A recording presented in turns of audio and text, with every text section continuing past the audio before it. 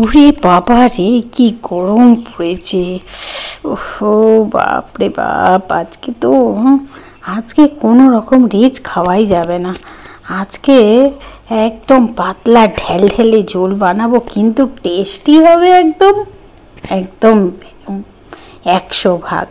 তার জন্য আমি এই যে রুই মাছ নিয়ে নিয়েছি, রুই মাছটাকে নুন হলুদ দিয়ে এবার ভাজা করে নেব। বন্ধুরা, অনেকেই আপনারা বেশি ঝাল বা ঝালের তরকারি টাইপের খান, কিন্তু অনুরোধ করছি এইভাবে একবার বানিয়ে খেয়ে দেখবেন।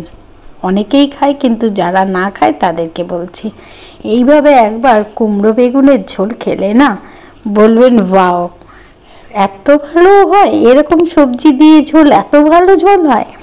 আমি নিয়ে নিয়েছি কুমড়ো। আমার কাছে 2 রকমের কুমড়ো আছে, কারণ একটা কুমড়ো আছে লাল, সেটা অল্প আছে, আর এইটা একটু কাঁচা। এই কাঁচা পাকা কুমড়ো আর বেগুন দিয়ে আমি অসাধারণ একটা ঝোল করব।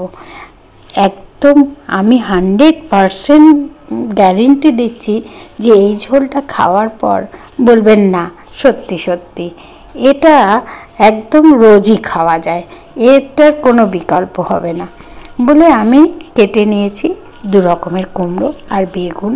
বেগুন আর কি বলবো, রান্নার করে উঠতে পারছি না, সব নষ্ট হয়ে যাচ্ছে। এইভাবে আমি মাছগুলোকে ভেজে নিয়েছি, নিয়ে আর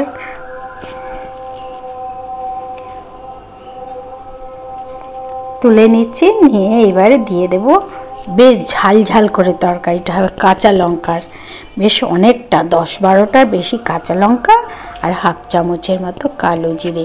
কাঁচা লঙ্কাটা একদম ভাজা হবে, তারপরে কিন্তু আমি সবজিটা দেব, নালে কিন্তু এর টেস্ট হবে না। মিলে কুমড়োগুলো প্রথমে দিয়ে দিলাম, দিয়ে নেড়ে চেড়ে একটু ভালো করে যেই হালকা ভাজা হবে তারপরে দিয়ে দেব বেগুন, কারণ বেগুন প্রথমে দিলেই বেগুন কিন্তু একদম গলে ফ্যান হয়ে যাবে। মাকে দেখতাম যে ছোটবেলাতেই এই যা মাছ আনতো, চারাপোনা, ভাঙর, গুড়জালি, এই ধরনের ঝোলটা মা করতো, আর আমরা অনেক ভাই বোন ছিলাম, সবাই আমরা আনন্দ করে খুব তৃপ্তি করে খেতাম। আর এখনো এই ঝোলটা পেলেও মনে হয় যে না, আজকের দিনটা বেশ ভালো খেলাম, কোনো রকম রিচ নেই, হালকা ঝোল অথচ দারুণ খেতে। আর দিয়ে দেব একটা টমেটো, সবকে একসঙ্গে ভাজা করে নেব। নেওয়ার পর যখন টমেটোটা একটু ভাজা ভাজা হয়ে গলে গলে আসবে, তখন দিয়ে দেব এর মধ্যে পরিমাণ মতো লবণ।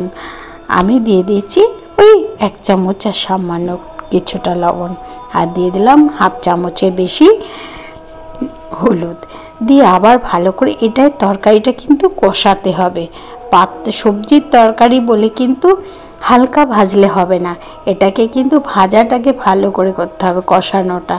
এইভাবে ভালো করে কষিয়ে নিয়ে তারপরে জল দিতে হবে। এবার জলটা এতটাই পরিমাণ দিতে হবে যতটা, যেন আমরা যতটা চাই তার থেকে ডবল জল দিতে হবে, জলটা ফুটে হাফ হবে, তবেই কিন্তু এই ঝোলের টেস্ট হবে, নচেত কিন্তু হবে না। তখন বন্ধুরা আপনারা বলবেন কি বিচ্ছিরি পাতলা ঝোল, কি দেখিয়েছিল, তা কিন্তু নয়।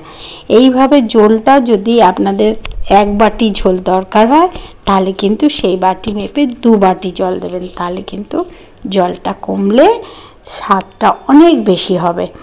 আর খেয়ে যখন খাবেন না, তখন ভাববেন হ্যাঁ হ্যাঁ ঠিকই বলেছিল। দেখুন, দেখতেও যেমন ভালো হয়েছে, খেতেও কিন্তু সুন্দর হবে।